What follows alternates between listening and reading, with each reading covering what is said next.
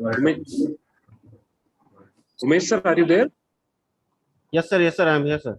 So, sir, what I'll do, I'll just call all the attendees by name. Okay, I'll start with the serial number 1 with the paper ID. I'll be calling the paper ID, and I'll be just giving them 10 minutes. Okay, we'll just give them 10 minutes to present, and 2 minutes will be for question and answer. And this is how we'll just go on.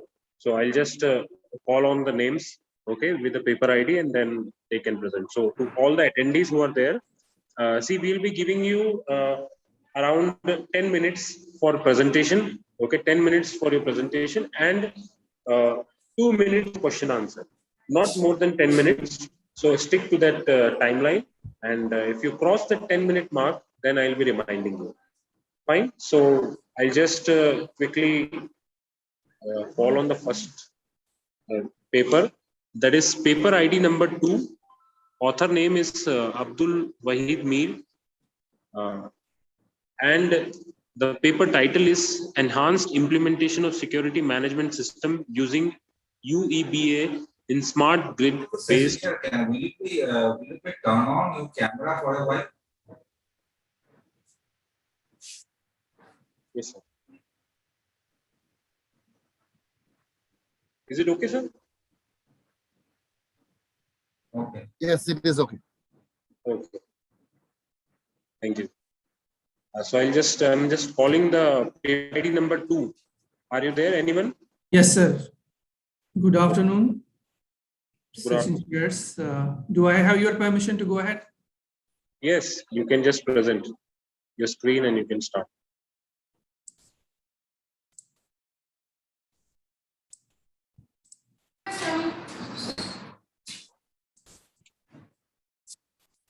Thank you very much for giving me this opportunity to present my paper. My name is Abdul Wahid. The paper title which I am presenting is an enhanced implementation of security management system using UBA in smart grid-based SCADA systems. This is a presentation outline, introduction, UBA main pillars, vendors, targeted markets, benefits and advantages, implementation in SCADA systems, and conclusion. When we are talking about security in terms of critical infrastructures, it's a very, very important and critical aspect for the organizations and in fact the countries. Critical infrastructure, when we talk about critical infrastructure, we are talking about sectors like energy, water, finance, we are talking about health sector, we are talking about nuclear stations, we are talking about telecoms, and you can see all of them are very, very important to any country as it has its operational dependencies on such sectors. In this paper, basically, we are presenting a proposal to implement the UBA for electricity utilities using SCADA systems. UBA itself is basically user and entity behavior analytics. If we go little back and see security itself, as per many studies which have went in this area, more than 30% of the, more than 30% of the incidents are mainly done within an organization.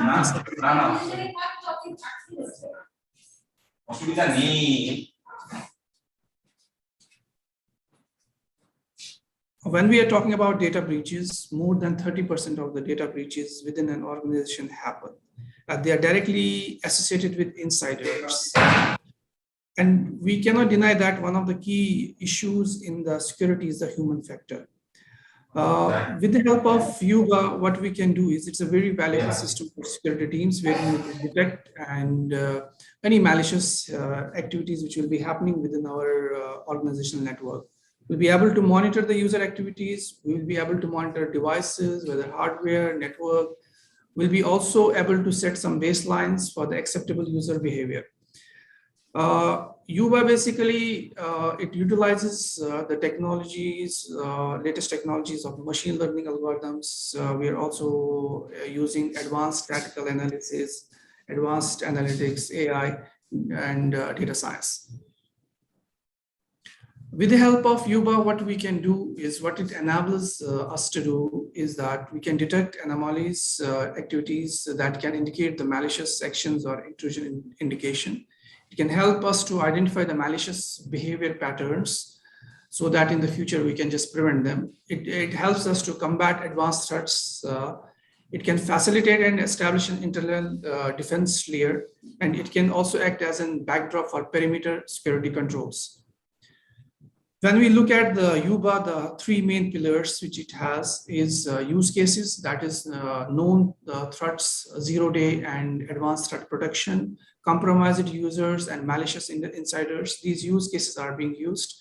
Then there is analytics, which is taken care by supervised machine learning, unsupervised machine learning, statistical modeling, rule-based system, deep learning. And the last pillar is the data, the logs, events, network flows, packets, business content, user and HR content, external threat intelligence.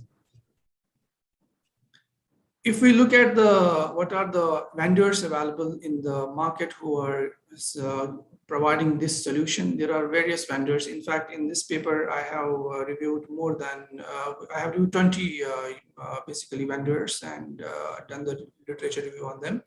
These are the most top of the vendors which are available in this. You can see there is the big names here like Microsoft, we are talking about FortiGate, we are talking about VMware, Palo Alto, even the Splunk.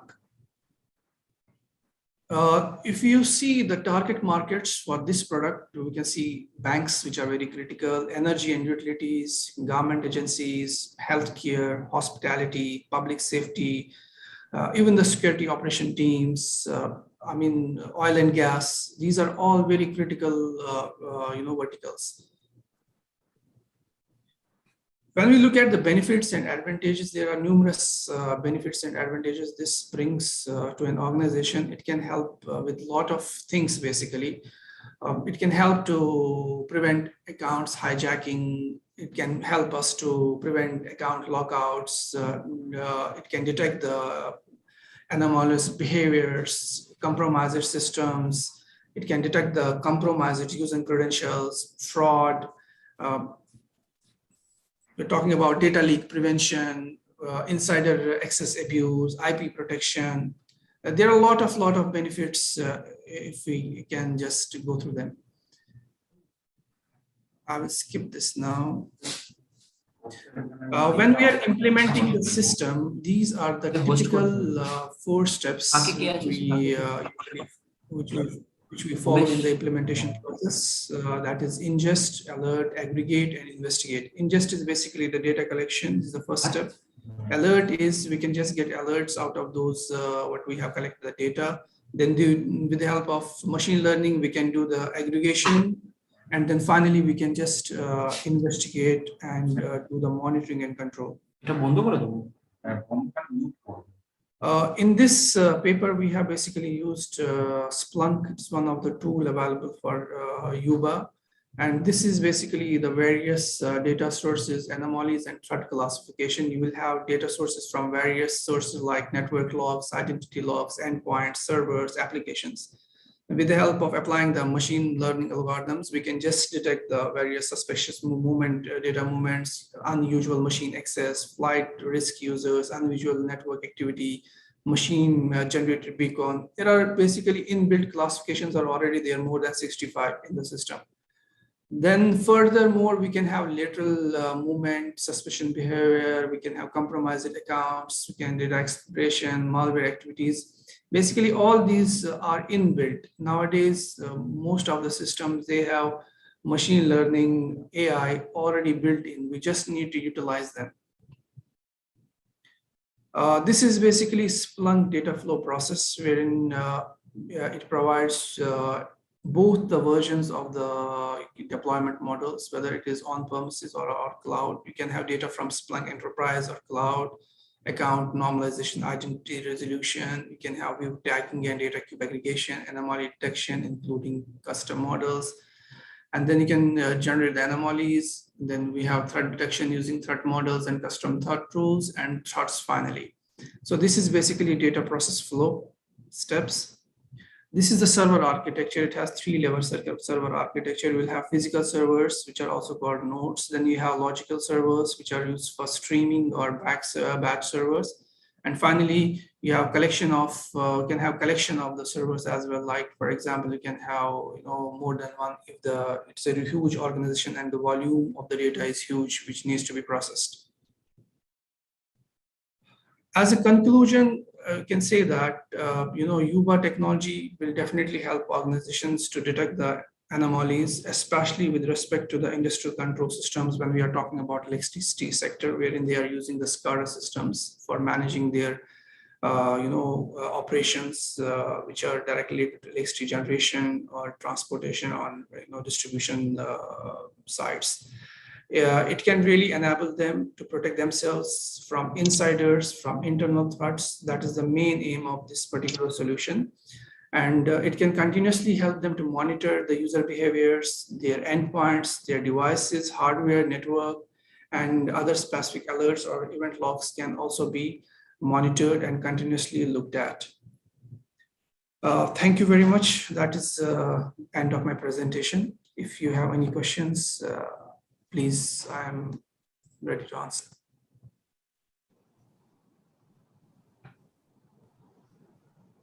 Thank you. Now it's time for question and answers. Just can you elaborate the application of your work in banking sector? Sorry, sir? Can you elaborate the work associated with you in application with banking sector? Sir, with respect to banking sector, see, banks are storing very critical information in terms of customers. Customer information is very important in terms of privacy. Then you have their account details as well.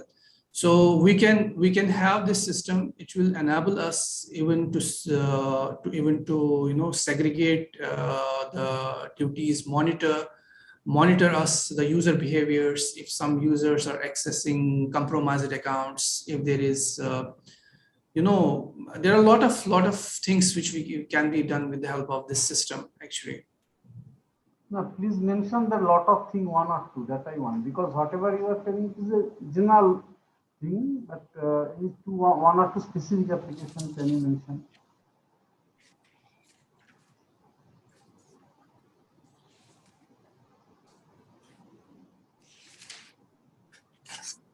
Sir, basically, if we see, it can prevent account hijacking. It can prevent the account lockouts. It can just detect the anomalous behavior and set up the watch lists. It can also detect the compromised user credentials. It can track the cyber fraud prevention. Data loss prevention is there, which is very important for the banks actually. They cannot have data loss at any cost. So it can prevent that as well. It can prevent the insider abuse. It can enable the IP protections. There are lateral movements can be detected. It can enable security alert investigation, self-audit, theft protection. There can be detect the trust hosts, entity compromise, detect the target attacks. It can help them monitor the application itself, which banking, for example, in terms of banking, they can monitor the application itself for the usage, for the access, who's access what data. It can just understand the user behaviors, how users are using it.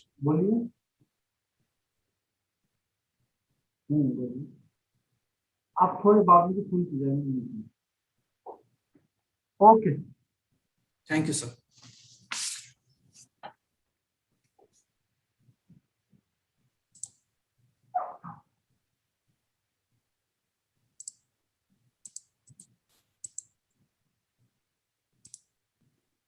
any other question from the audience?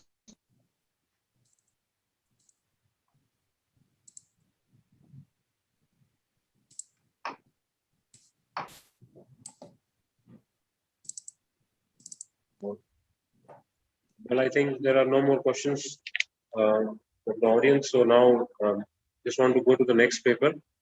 Thank you for the presentation. Thank you, sir. So the next paper is paper ID number 10, Sweta Singh and Malvika. And paper title is Message Authentication over network using IoT architecture. I just want to call the authors if they are present.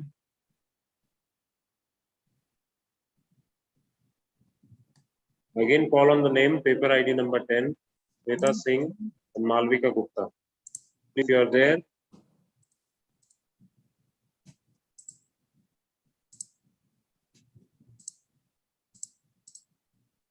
as I'm getting no response from anyone, I'll just quickly go on to the next paper, that is paper ID number 13, Payal Malik and Malvika Gupta. Are you there?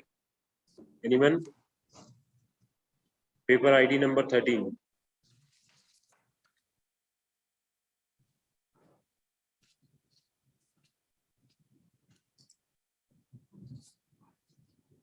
Paper ID number 10 and 13. I think no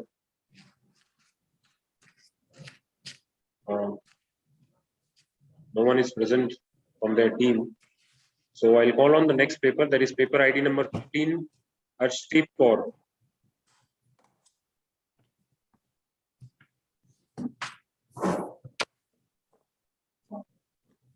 Paper ID number 17, Shiva Kumar. Yes, sir. Yes, sir. This is Shiv Kumar. I'm here, sir. Okay. Yes, sir. Thank you. Paper ID number 15, Arshdeep. Okay. So I actually called on your name. So you can just present first paper ID number 15 and then we'll go to paper ID number 17. Sure, sir. Not So a you can problem. just, Not a problem. so paper ID number 15, you can just share your screen Okay, sir. Okay. and we'll be giving you 10 minutes. Okay, sir. So am I audible or not? Yes, you are audible.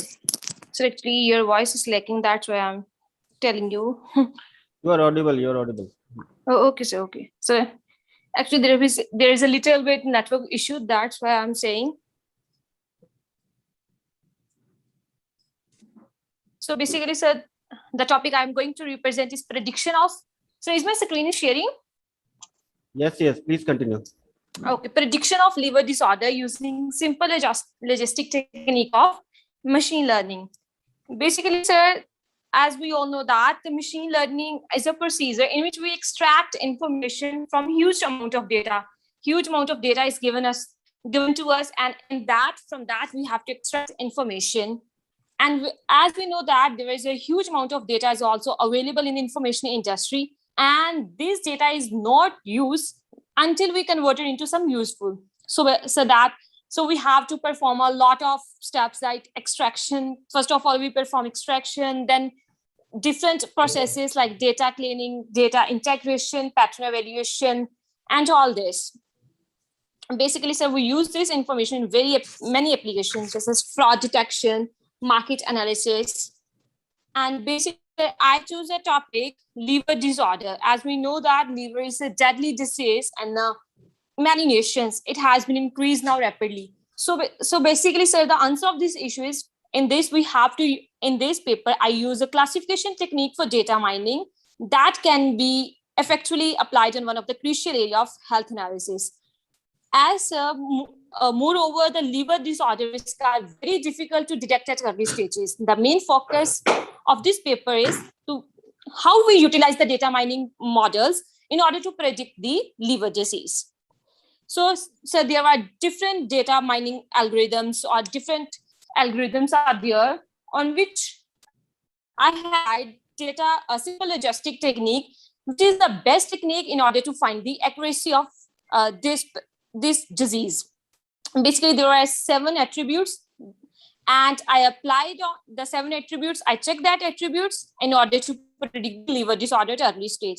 Basically, so the data is selected from the UCAIA machine learning repository, and I examine this with different parameters like accuracy. I'll check accuracy, recall, precision, F measure, RC area, and so on.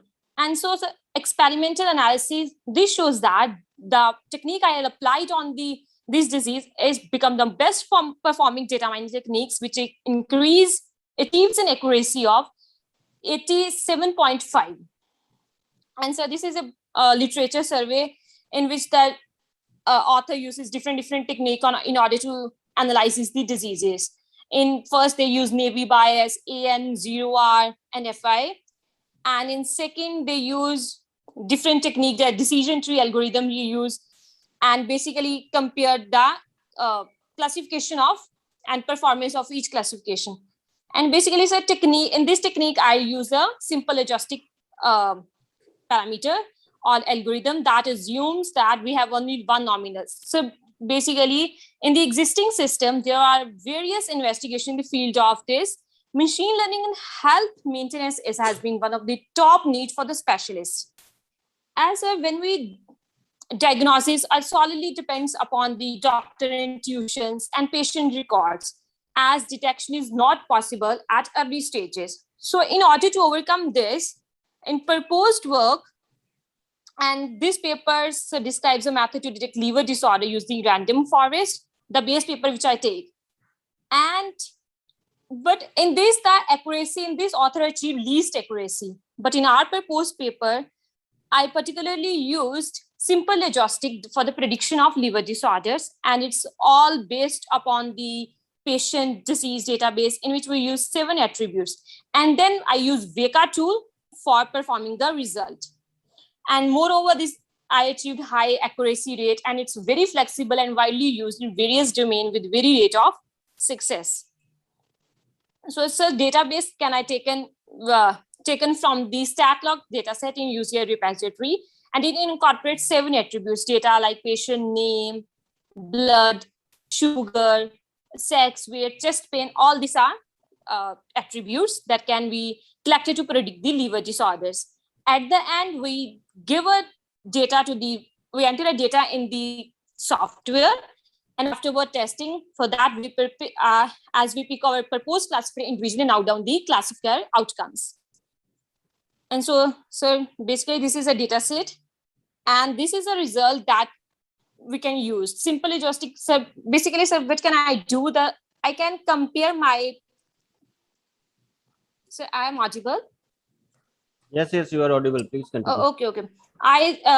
This algorithm, simple logistic, I compared with different techniques, that is with 0R, decision tree. But from this, what I observed, the simple logistic have the higher accuracy than other one.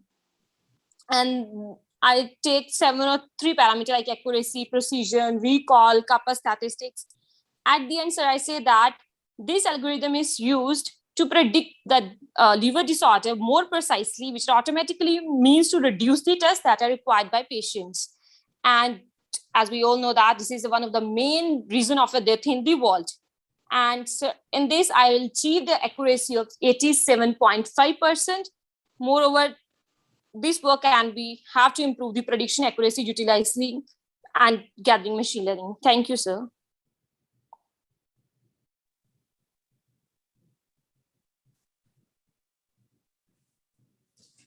I think MATLAB is sufficient for your simulation. Then why you use that tool, Eka? Sir, actually, I use VECA because I think in VECA we have to receive a better result. That's why I choose VECA. And ultimately, sir, I received a better result in that software. But I think with the MATLAB you will get those things also. If you run your program in MATLAB, the simulation will be good. My question is why VECA is there any advantage of VECA or MATLAB? Okay, sir. But for that, I use a VECA tool for the prediction of this disease. Okay. Yeah.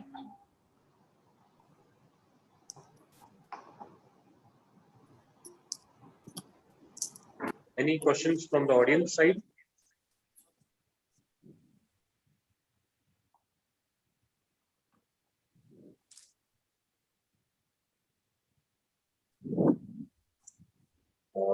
So I think there are no more questions from the side of audience. So thank you for the presentation. Okay, sir. Thank you so much. Okay. So now I'll call on the next paper, that is paper ID number 17. Shiva Kumar, are you there? Yes, sir. I'm here, sir. So you can Yes, present sir. your screen and you have 10 minutes. Yes, sir. So this is Shivakumar C, and today I'm going to present the conference paper, Cognition of Using Unquery Querying in Context Database with Decision Tree. So the presentation contents are like introduction, context dimension tree, data set, decision tree, methodology, unquery, results, and finally conclusion. My research work is all about using the new query language called unstructured query language in a database.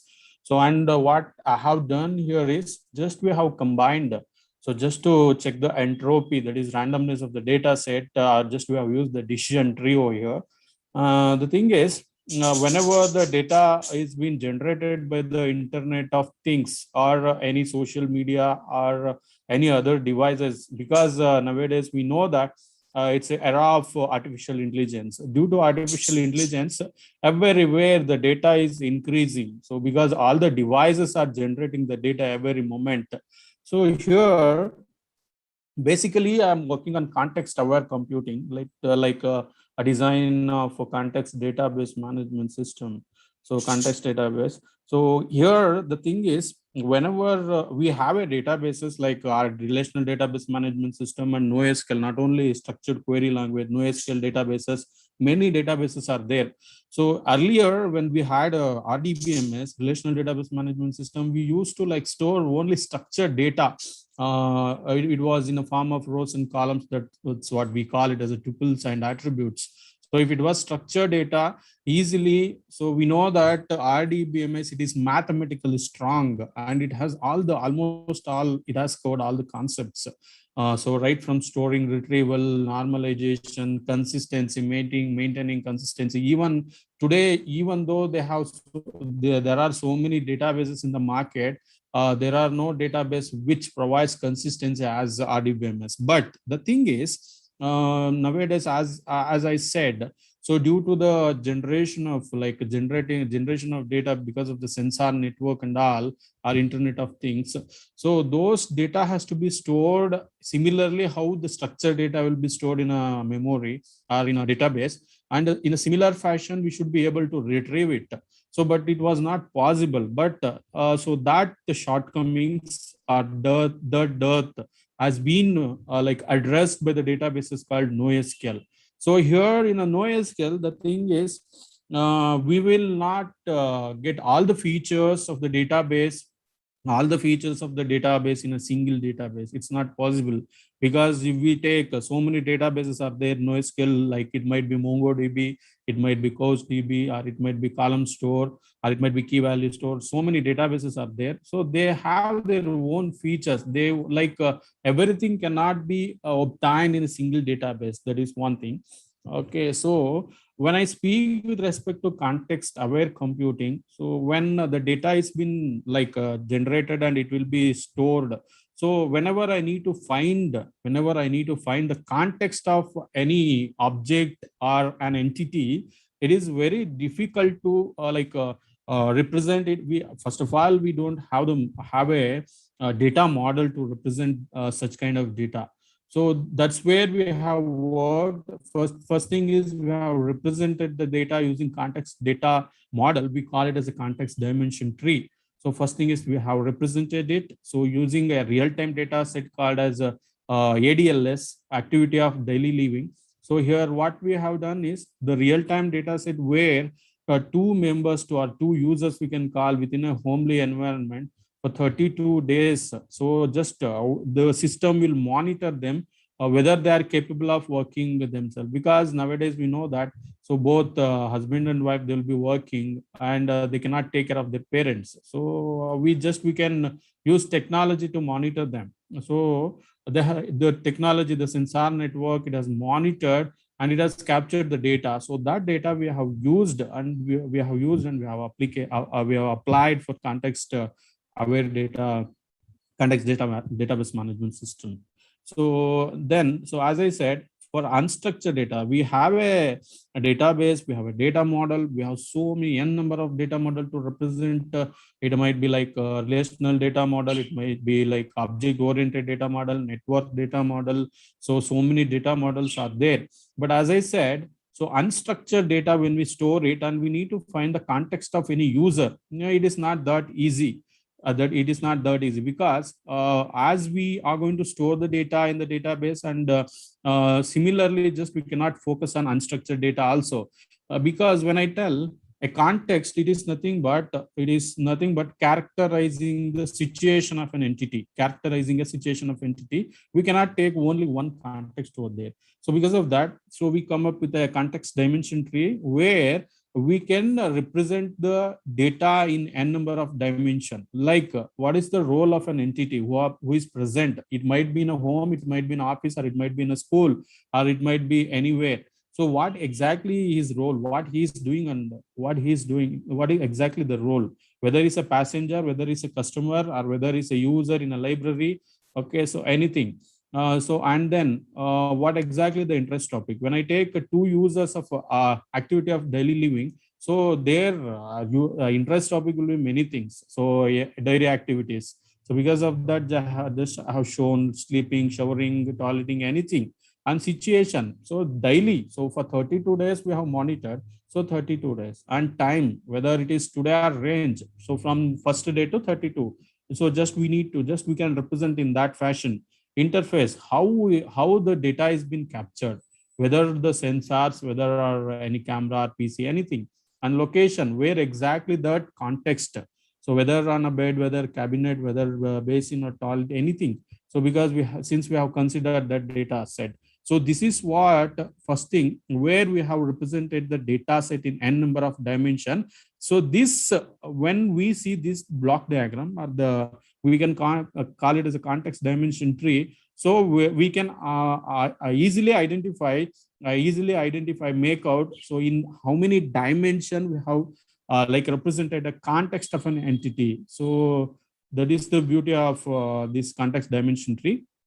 And this is one part of the data set, real-time data set, which we have used. So user 1 and user 2 just have taken two sets of data, where start time, end time, and what are the activities they have performed. And here just we can see user ID, start time, end time, where exactly that took place, and the type of sensors by which we have captured. So that is one thing. And as I said, along with that, just I thought like we'll use the decision tree just to find the randomness of the data set, entropy of the data set. So, and then just we represented using this one decision tree. So in different dimension, just have taken the similarly, whatever the context dimension tree we have chosen. Similarly, I just represented using decision tree, whether role, whether user 1 or user 2. If it is yes, if it is a role user 1, the algorithm should say yes. So he is a user 1, else no. So something like that. So decision tree. So just it's a combination of that. So now the methodology of our architecture of our work. So when users are being like contacted or sensed by the sensor, it has to be stored in a data collection board, and it will be stored in the NoSQL database, and then with the help of decision tree. And as I said, the main thing is usage of unQL in a decision tree. So one more thing, unstructured query language, still it is in a development stage. I'll tell you what is the importance of unstructured query language. Here we have used NoSQL database. It need not be NoSQL database. We can use RDBMS, relational database. So finally we can use unQL. I'll tell you why that and all. So this is what the architecture. So unQL, unstructured query language, the main importance or the beauty of unstructured query language is, so when I take relational database management, we know we have all the queries to store, like we need to create a database and to retrieve the database. All the facilities are provided in a relational database management system. But as I said, it cannot be stored in a it cannot be that unstructured data cannot be stored over there. And NoSQL database, it is perfectly, it is used to store the unstructured data and semi-structured data. So here the beauty of unstructured query language is it will write the query in the form of structured query language, but it want to store in a document data, a document in a form of documents, that too in a JSON format, where NoSQL databases stores its data in a JSON format. So because of that, it is nothing but hybrid of using query similar to structured query language. And but the thing is, so the in a background it will helps us to store in a form of documents. So documents, so here in a documents we can store, it is like a key value pair where we are going to specify the attribute and the value. And one more advantage of NoSQL databases, why it is used to store the unstructured data, because it is schemaless. That is the advantage where we can use the unql, like for NoSQL database, combination of NoSQL as well as this one structured query language. And here we have written few queries, very basic queries. It looks like this one structured query language, but here this is meant for, as I said, still it is in developing stage. So just they are going to use, it looks like, see, drop collection ADLS1. So when I tell collection, this is used in a NoSQL database where we are going to collect the data in a form of documents. But when I tell create, it comes from SQL, structured query language. So in that way, it's a hybrid of SQL as well as NoSQL query language. So this will be helpful once it is developed completely. So whatever the shortcomings are there, just we can like overcome all those things and all. And as I said, we have used decision tree just to check the randomness of the data set, and we have found like 1.0 it is neutral. So like 8 instances out of that, 4 are true and 4 are false. So, and this is how just since both the instances are it is neutral. So in the sense, in random of randomness of the data set, it is like equal. So 4 data just we have considered, just we have represented using the this one graphical representation we have done. And as I said, so it's a huge boost to the database domain. So where we were struggling to have a common query language just to retrieve the data from the database, that to unstructured data. For structured data, so no need to worry at all, we have a awesome database. So but when it comes to unstructured database, there was a dearth. So for query, like we don't have particular query, and there was no database where it has all the features to store this unstructured data and to retrieve. Even in NoSQL database CRUD operation, and since it is an open source, day by day it is even they are improving it. So that's what here we have made an attempt to represent the unstructured data using context dimension tree. That is one part. So second part is we have tried to combine the decision tree with the uncl query language. So where it looks like a structured query language, and it has a property of NoSQL, not only structured query language. So it will be very helpful to retrieve the unstructured data. So this is what my conclusion. Thanks for giving an opportunity to present before you people. If you people have any questions, so.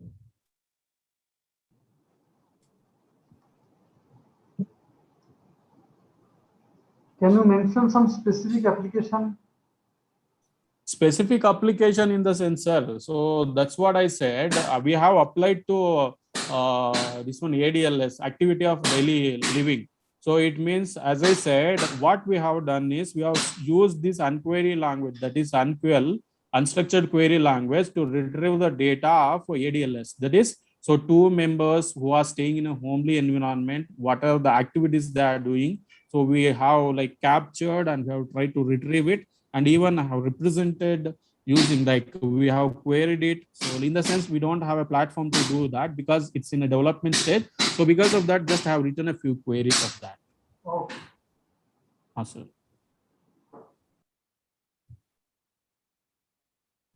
So any question from the audience side?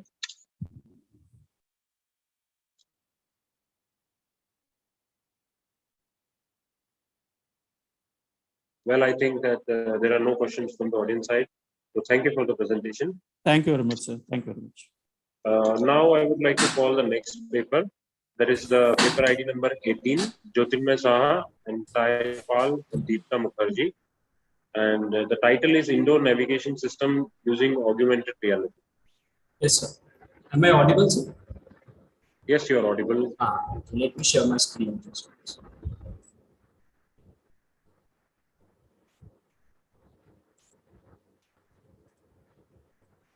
Is it visible now? Yes, it's visible. So our research paper title is Indoor Navigation System Using Augmented Reality. So what is augmented reality? As we all know that augmented reality is a technology that superimposes a computer-generated image on a user's view of the real world, thus providing a composite view. That means adding elements to the reality you see through your through camera of your device. So we know about the realities. First one is virtual reality, and second one is augmented reality. Virtual reality implies a complete immersion experience that shuts out the physical world, and augmented reality adds digital element to a live view, often by using the camera on a smartphone. So problems in daily life we intend to solve by using our research project.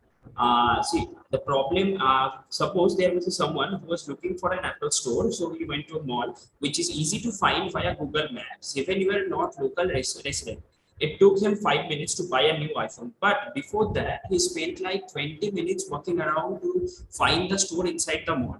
Despite using public maps placed on some type of city lights around the mall, it still could be a challenging task. As facilities are growing, the way people navigate is same as decades ago.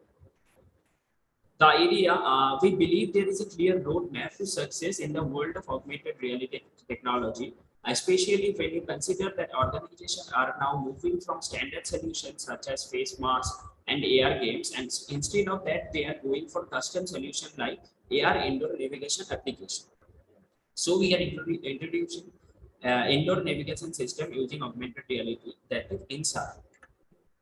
How it works, basically using the INSAR application, user can create or save maps of any area. Currently in INSAR, there is an option of saving two maps by clicking any of the follow button.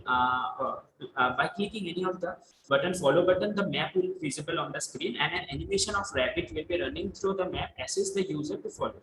And after reaching the destination, the map will be removed from the screen. We have used Unity, AR Code, Microsoft Visual Studio, and Visual Studio Code to develop this application. Methodology of this particular project is at first we detect the real world planes using AR Code that is powered by Google, and then placement of marker that will be used to mark the path to be used, storing of paths to be used at a later time, and guiding the user along the saved path using a character model. So let's see how it works. Just small video. Yeah, you can see a path here, and here the user is creating the map. By tapping on the screen, user can create the map. Yeah.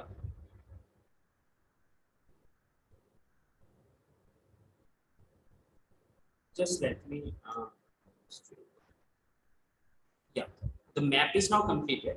Then we need to go back from the starting zone, and then we need to click on that follow button, and let's see what happens.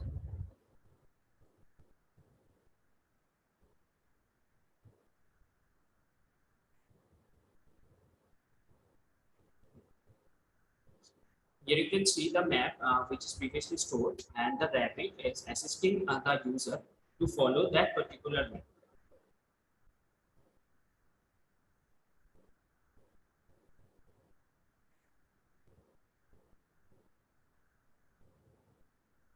And after reaching the destination, map is totally removed from the screen.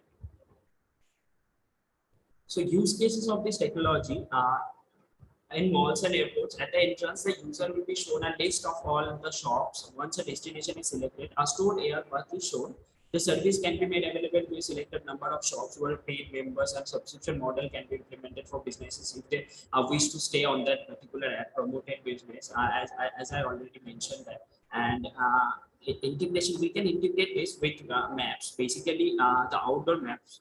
Once the destination is close enough, Google Maps does not provide the best user experience. In that case, an indoor AR application seems more suited to the cause. And this app can also be used when exploring unknown places or trekking, so that a path can be traced back to the source.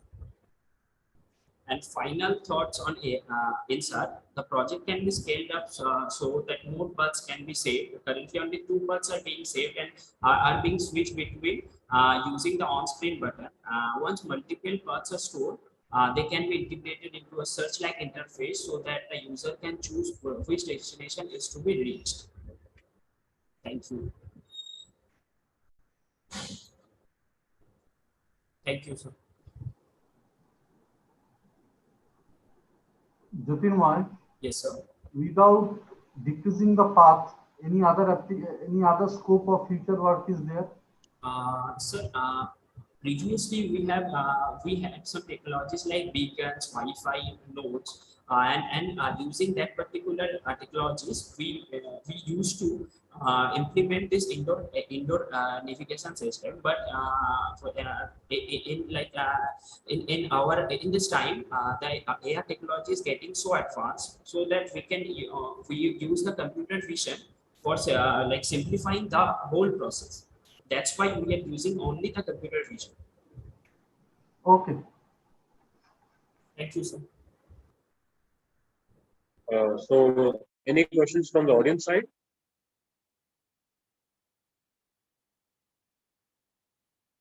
Well, I don't think there are any questions from the audience. So, thank you, Jyotirmoy. Welcome, sir. So now I would like to call on the paper, that is paper ID number 20, Shri Hari Prasad Khan, and the paper title is Optical Character Recognition Using E-Learning Techniques. Yes. Anyone from the team? Paper ID number 20.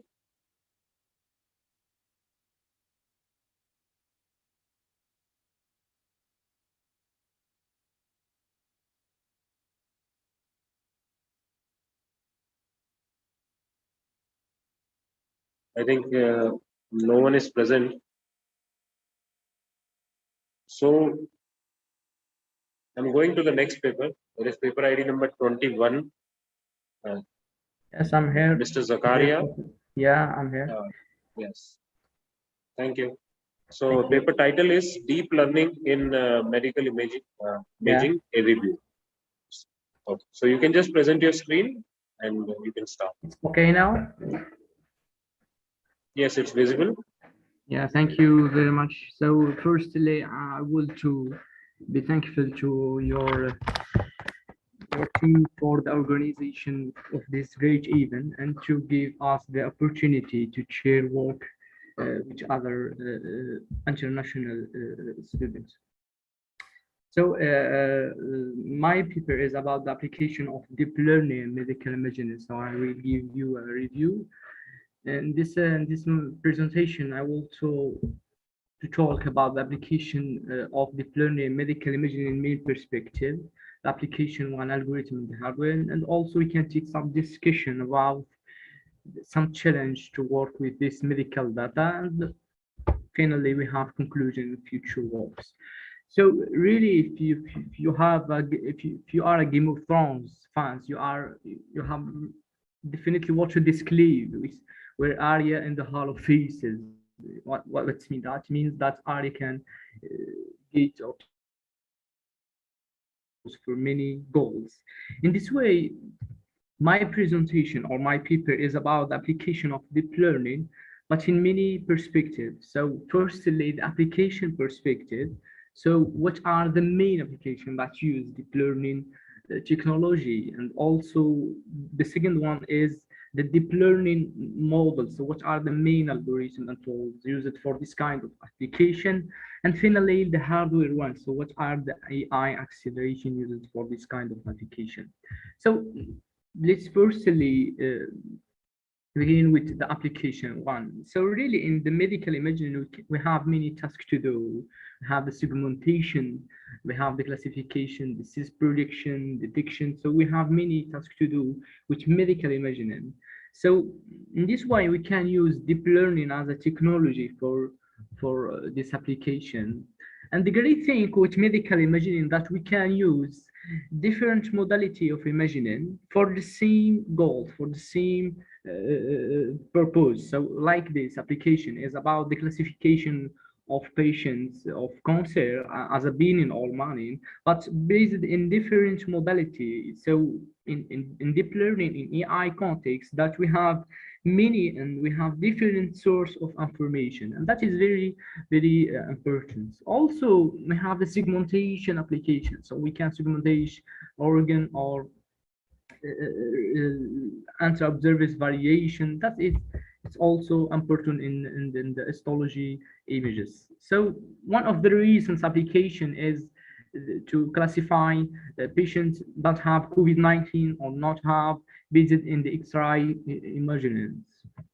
And also one of my favorite or my first application is to the segmentation of brain tumor based in the MRI imaging. So really, we have many applications that can be used or that we can use deep learning as a technology. So let's now turn to talk about the algorithm, to talk about the second perspective.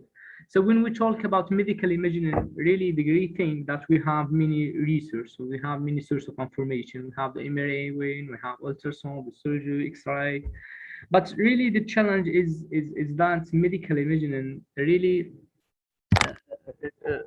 not well structured, not clean. So to work with medical or healthcare generally, data is very challenging. Also, we have many algorithms to use. Really, the best one is the CNN model and their extension like units. And also we have the recurrent neural network, we have the GANs model, generative adversarial network and their extension. So let's take some examples. So with CNN models or convolutional network, we can do the segmentation task. So to like example for brain tumor segmentation. And also we can use the linear models or the recurrent neural network to have a good resolution of medical images. And this is very important to have good resolution. Also, one of my favorite application is to generate a new image based in the small data. So we can do like this. Can you see in this slide? We have the chest image. This is real medical data. And now I'm working this project. It's about to generate new images based in the GANs model, so the generative adversarial network. This is very motivated. We can get more data because the medical data is high cost, and so for annotation from medicine and professor. That's why this kind of application is very important in the future of the application of deep learning in medical imaging. So now we can talk about the hardware one, so the hardware perspective. Really, when we're talking about the application of deep learning in medical imaging, really we have two phases, or we have two stages or labels. We have the training one. And when we talk about the training, really we have many purposes or many choice. The GPU, GPU, and CPU is the good choice for training. And when we're talking about the inference, about the application in the real world, I think that FPGA is the good one. So basically, really GPU, GPU, CPU is an excellent choice for training, simply according to their ability, to their mature memory system, the high memory bandwidth. So in this case, really GPU and TPU and CPU is the excellent choice. And when we're talking about the processing of this application near to the sensor, really FPGA is promising to the data. Why? Because really we have better speed and also the energy efficiency. So the success of any application of deep learning in medical imaging have three things. Have the good data, so we have source of information. Secondly, the good choice of model, deep learning model, and the hardware for the training and the inference of this application. But really, we have many challenges. We have many challenges to work with medical data. and the change in practice pattern, the difference between health system, demographic variation. Really, we have many challenge for this kind of application. And if you have an application that classify patients' visit and image, and the same as it do with Canadian or USA or UK data, but when you apply this same application, the Indian or African population, you have a catastrophic occurrence. This is why today we have many questions about the racist AI. So we have many challenges. Really, we don't talk about the business application. This is the healthcare application. So we need to have more generalizability, to have more and to mitigate this kind of challenge. So yes, this is not enough. So we need to go deeper. In this way, we have in my team we have a project to intelligent radiology workflow project. So with Sandy Biswas is a professor, associate professor from Stanford University, our team, and also Professor Najwa from CSU, from Hospital Faculty of Medicine in Casablanca, Morocco. So thank you very much for your attention, and thank you again for giving us the opportunity to share our work with international candidates. I have no such question, but I think some correction will be required in slide number 15 system first. As I say, in some cases, first letter you are giving capital, in some cases, first letter you are giving small. That thing should be taken care of. Otherwise, work is okay. Slide number 15, 16, I think slide number 3, 4. Some when you are starting, go to slide number 15. 15. 1, 5.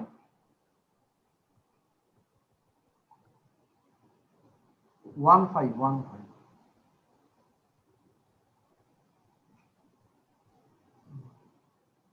This teacher, Professor? 15. 1, 5. It is 14. You have to go next slide. I don't understand you really. No, you have to increase slide number. I am talking about 1, 5, 15 and 16. 15. Go to 15. Okay, 16. That was 16. In many application you write I, but briefly you should write B in capital letter. Go to slide number 15. There's a hardware perspectives, H should be capital. That some summary in figure 11, summary S should be capital. That some mistakes are there, otherwise it is okay. In slide number 4 also such type of errors are there. Sorry, I don't hear you clearly. Okay.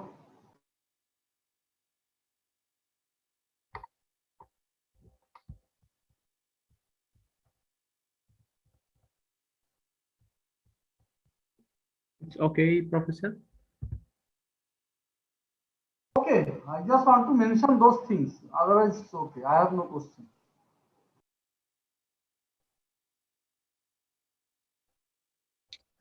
So any questions from the audience side?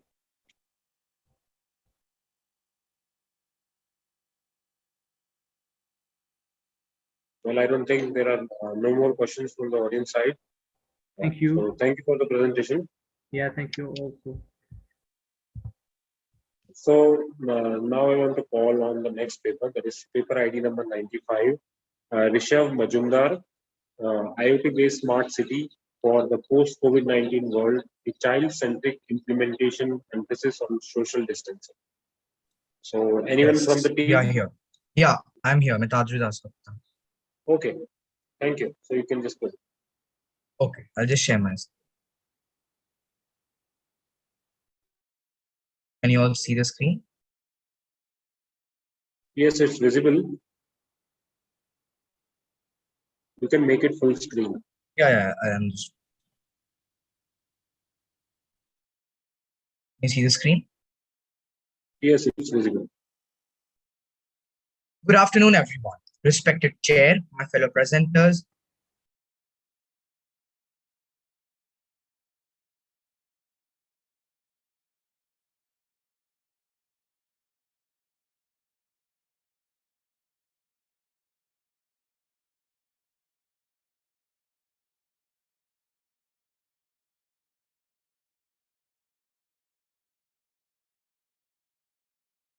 Hello.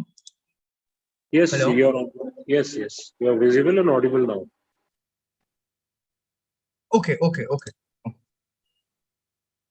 Good afternoon, everyone. I am Mitadri Das Gupta. I'm the co-author of the paper, IoT-based smart city for the post-COVID-19 world, a child-centric implementation emphasis on social distancing. My co-authors are Rishabh Mazumdar, Abhishek Biswas, and Jyoti Shekhar Banerjee. This is the outline of my paper, of the presentation. Smart city is not a new concept. It has been in the process of enablement for the past few years. But the coming of COVID-19 has changed the outlook and functionality of smart cities. In this paper, we have described some of the already existing attributes of smart cities, along with the implications of COVID-19 over smart cities. Fundamentally, we have bridged the gap between the two aspects of our daily life now, COVID-19 and smart cities. IoT founds the basis of a smart city architecture. It is the binding strength in which smart cities, which binds and connects, work together all around. In the recent past, a lot of smart cities have emerged in the outskirts of metropolitan cities by keeping the view of solving problems like population explosion, traffic congestion, air and water pollution. The importance of smart cities has even increased now due to the management and collaboration of various prediction systems. The authors have holistically studied more than 40 papers based on smart city and the IoT infrastructure. The smart city functions in a detailed architectural manner, which includes functioning of various systems included in the smart city in simultaneous layers. The distinct steps are given below, along with a diagram in the next slide. In the first step, the data is collected with the help of a predefined sensor network. In the second step, the data or information that is collected in the first step is now prepared and transmitted, after which the data is critically analyzed. In the third step, the analysis of the results are then arranged and comprehended in order to find mass trends and mass results. And in the final step, if the results are hazardous, the notification systems are activated. This is the slide containing the diagram, which shows the first step, data gathering, second step, data preparing, third step, data reasoning and integration, and the final step, device control and alarms, which include messages and the alerts. There are some definite attributes in a smart city, which helps us to differentiate between a normal city and a smart one. Two of the most important features or attributes which are already existing in a smart city are, firstly, a smart water management system. Smart water management systems are an integral part of the smart city attribute, which contain various systems like water sensors, data collection system, rainwater harvesting, and smart irrigation. Along with it, public security is a very vital requisite for personal privacy. Thus, smart security systems, which are very efficient and with accurate results, are very important, along with having a view to protect personal privacy.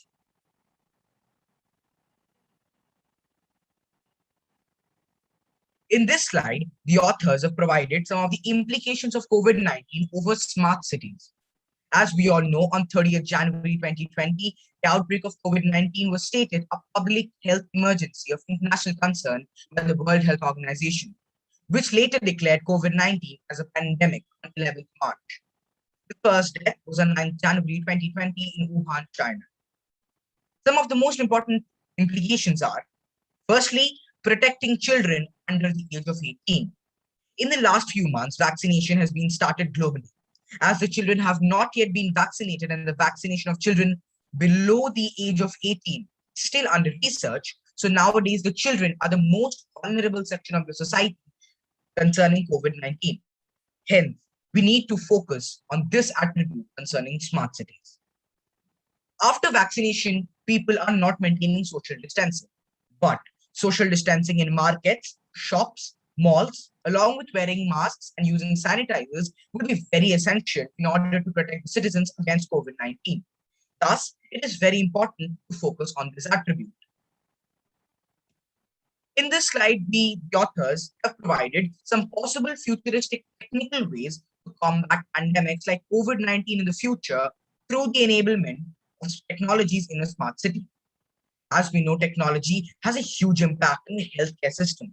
Doctors trust a machine much more than a human, and doctors nowadays use various kinds of gadgets in order to perform an operation or detect something very small inside our body.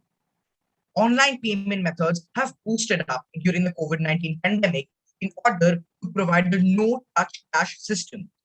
Health-related apps are very informative and dynamic related to health issues, as they should be able to tackle deadly and communicable diseases like cholera, Ebola, COVID-19, tuberculosis, and even more. Smart wearables like smart watches and smart tags are nowadays very prevalent in monitoring the blood pressure, SpO2 level, and body temperature of a body. Smart wearables will help in making the monitoring system for individuals very efficient and easy. By using face detection technology, we can ensure that all the people are maintaining norms to fight pandemic.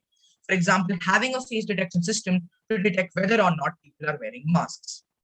It may seem that automation has a very insignificant role in fighting the pandemic, but from the previous experience, we have seen that allotting beds is one of the most critical operations going on around hospitals, and automation has a huge role in it.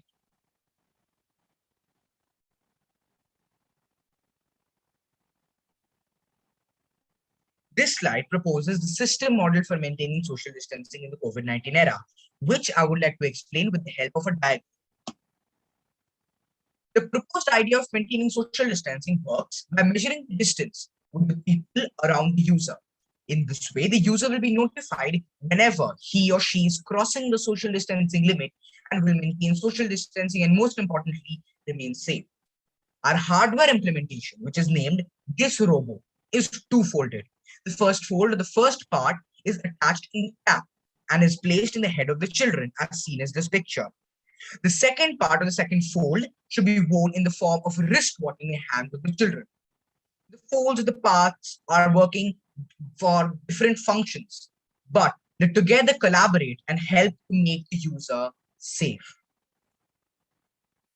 You can also see the circuit diagram of our hardware implementation on the left side of the screen. In this slide, we have provided the step-by-step procedure for the recommended system model. Firstly, for achieving a 360-degree coverage, the authors consider 4 directions around the user's radius. They are north, east, south, and west. Hence, 4 ultrasonic sensors of the HC-SR04 model are placed in 4 different directions to measure the distance of the obstacle in the 4 main directions. Secondly, body temperature and heart rate sensors are attached to a child's wrist in order to monitor the real-time data, like the pulse speed and the body temperature of the user. Finally, all the collected sensor values are transferred and stored into the Firebase cloud storage via the Node MCU. Then, the data is sent to the Android app for better representation and real-time visualization of the data for the user. Finally, the computed data is sent back to the MCU and it switches on the LED-based notification system if and only if the object or the obstacle comes in a predefined range. This is the diagram explaining the step-by-step procedure of the recommended system model as explained in the last slide. This slide provides the results and discussion. We have developed a cross-platform smartphone application. The app is created in Android Studio using Java as the main programming language.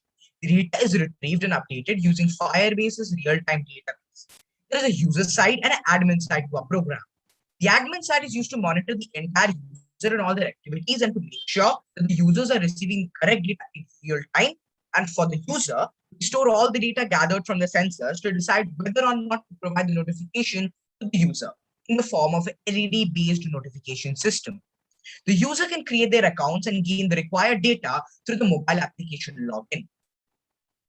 In this slide, you can see the login screen of the application, along with the screen which shows the real-time data of the distance and all the health parameters of the user.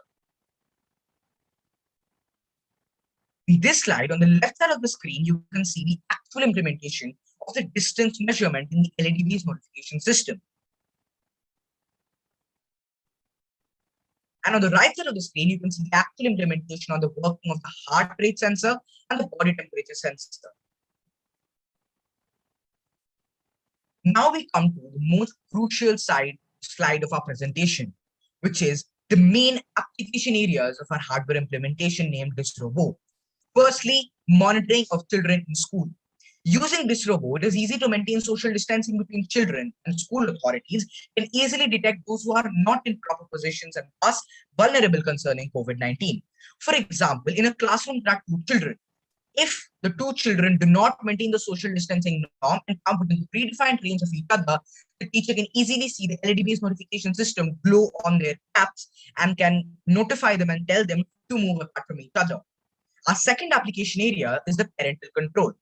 When the children are in school, parents can constantly check the health parameters of their children through the mobile app and whether they come in close contact with other children. Thus, the parents will be able to check whether the children are safe or not in their school in the comfort of their home. Conclusion. To conclude this paper, we have used the IoT architecture for a smart device, helping children to maintain social distancing easily, which is an extremely crucial scenario against COVID-19. In the project, an array of sensors is used as things on the internet.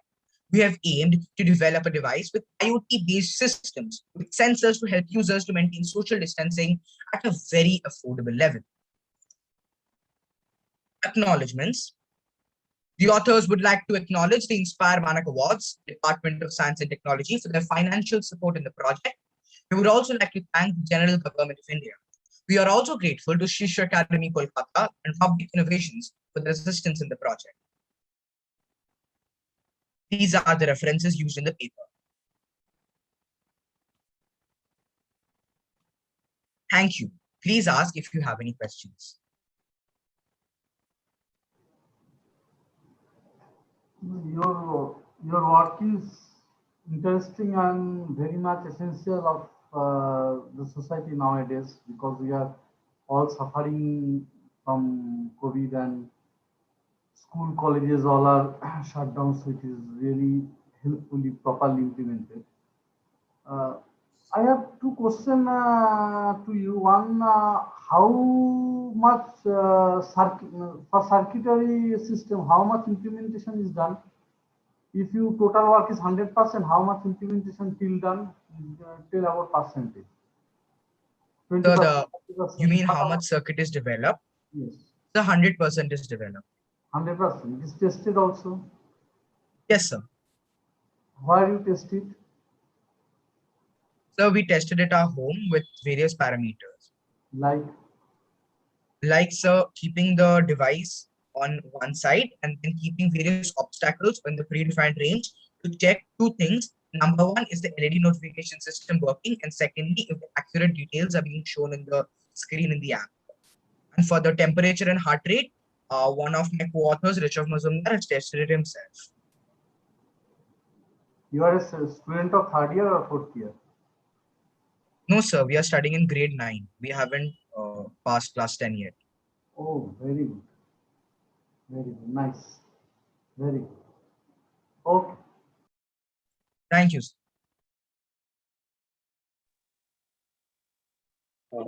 So any questions from the audience side?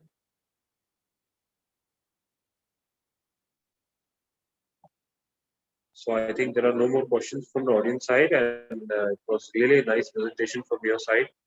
Okay, being in 9th standard, you have done great work. So thank you. Thank you, sir. Thank you, sir. Now I would like to call the next papers. Actually, some of the paper authors, they were missing. So that is paper ID number 10, 13, and 20. If you are there, any one of you, you can just come forward. Otherwise, we'll just close this session. We'll again repeat paper ID number 10, 13, and 20.